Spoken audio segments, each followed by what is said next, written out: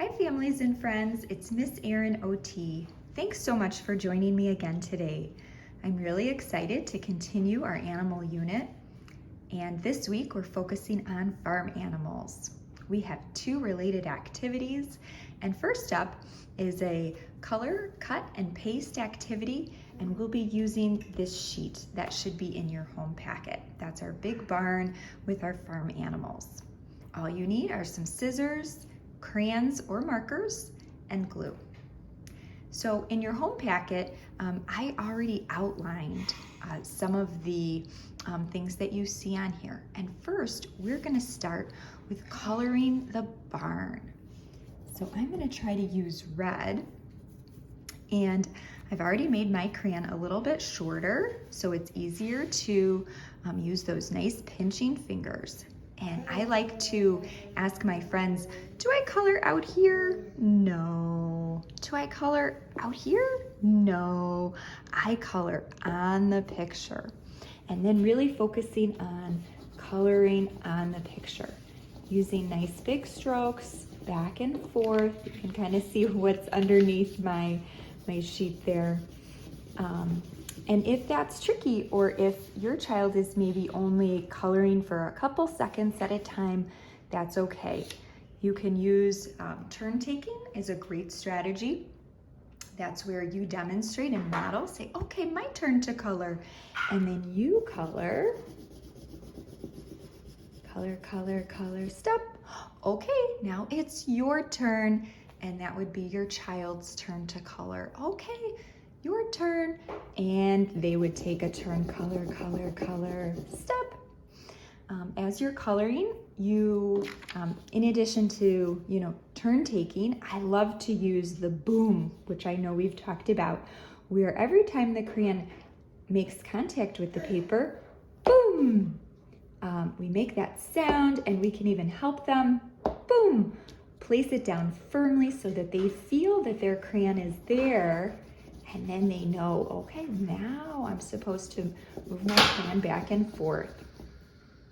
We are looking, if we don't color all the way thoroughly, that's okay, but we are looking to cover kind of all parts. Are we getting some color on the top and on the bottom and on the sides?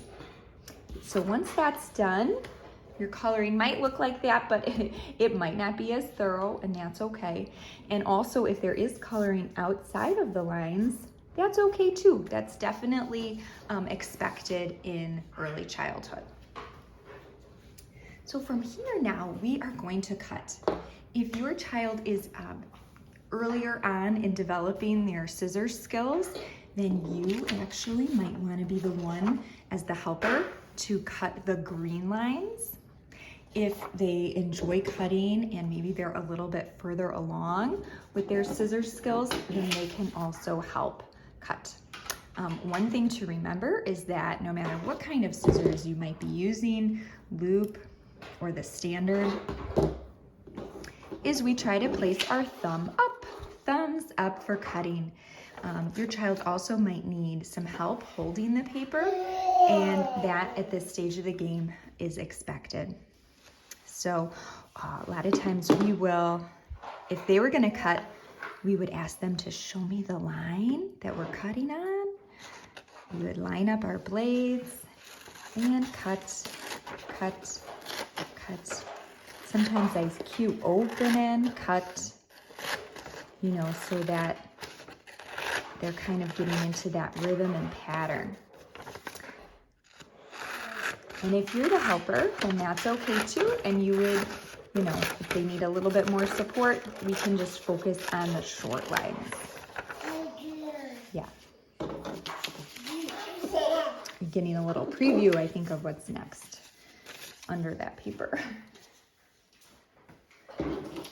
So now from here, this really is great practice for your child to cut, because it's a very short line. So, see, where's the line?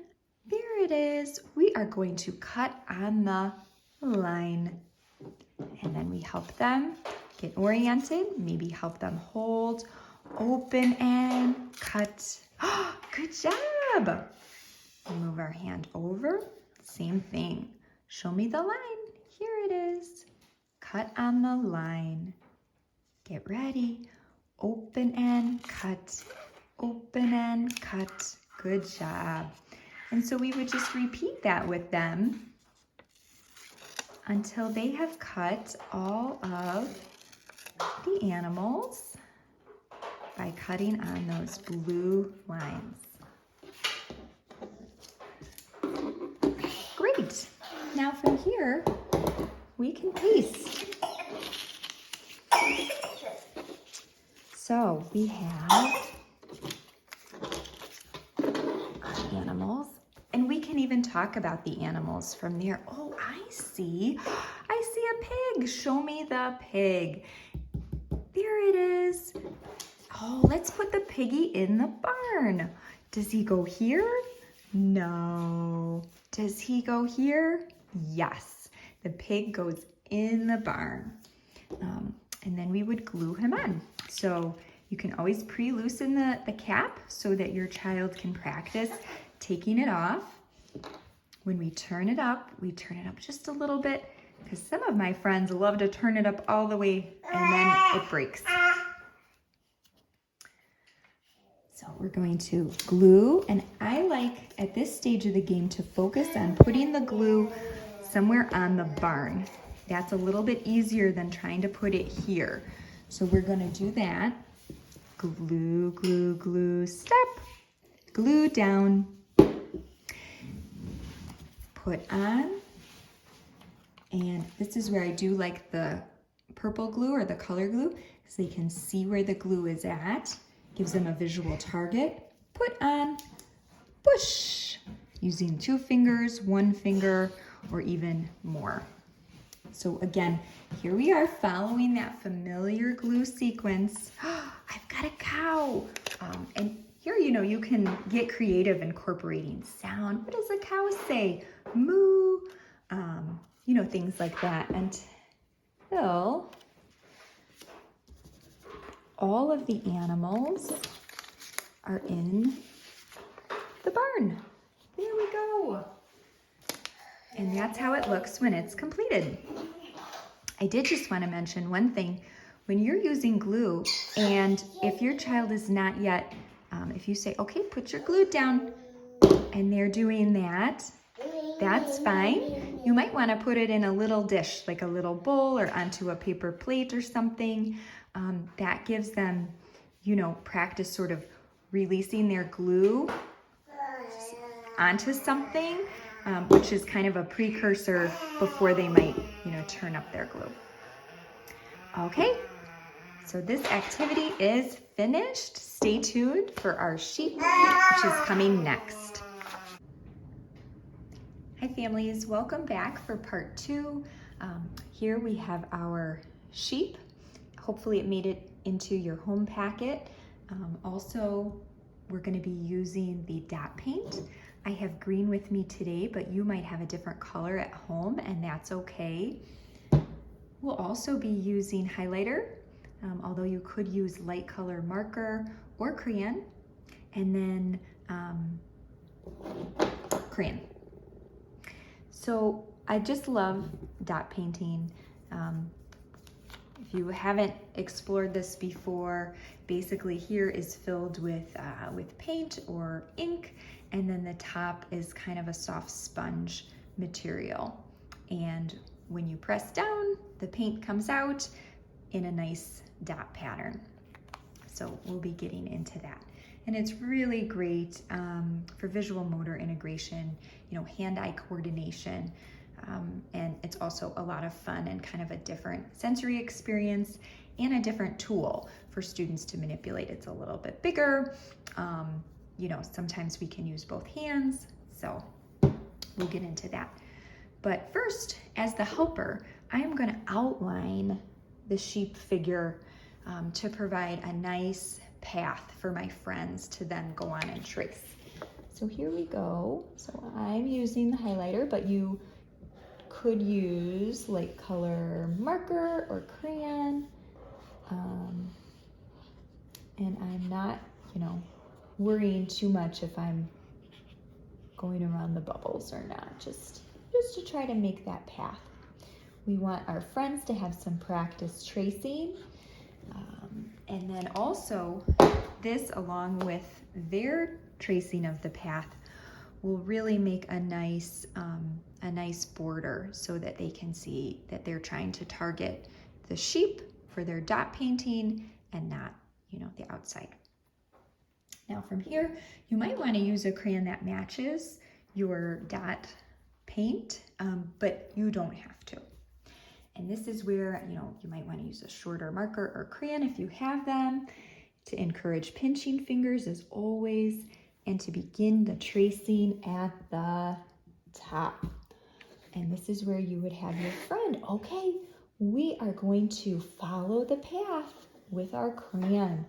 We're going to trace the sheep, first with their finger, then boom, with their crayon or marker. Trying to follow along the lines, and you might have to help them. That's okay. Yep. Tracing all around. Helper hand is holding paper, although you might need to help with that too, and that's okay. Tracing around. There we go. And there is our sheep. Now we are ready to dot paint. So I pre-loosen the cap. If they can help untwist it, which is a little bit more challenging, or removing it. If it's all of the ones that have been sent home were new, so you might need to turn them upside down and let that paint get into the sponge before the color will actually seep out. And then I like to model first. Okay, my turn. I am going to, find circle, put on, push. Oh, nice. Dots. So that we are trying to, align the marker with, or the dot paint with the circles. Put on, push. Put on, push. And you could repeat that for all of them. Now your child might be kind of really excited to see what comes out and go all over the place, or they just might not be ready, to be able to align their tool with the actual circles, and that's okay. What we can do though is try to help them focus on getting the paint on the sheep. So if, lining up to the dots is not something that they're ready for, that's okay, but trying to get it at least on the sheep. And so we'll continue that pattern, and you can use turn taking again if their tolerance is a little bit limited, or even come back to the activity over time, but most students really seem to enjoy the dot painting. If your little one has really little hands, you can always tape your paper down, and they can use 2 hands to push down. Oh, dot, match, dot. Good. So we would just continue doing that until your sheep is totally covered. Nice. And then we would put cap on, and you might need to help a little bit, especially with twisting the cap. And there you go. So that's our second activity. Thank you so much for joining me, and I look forward to seeing you soon.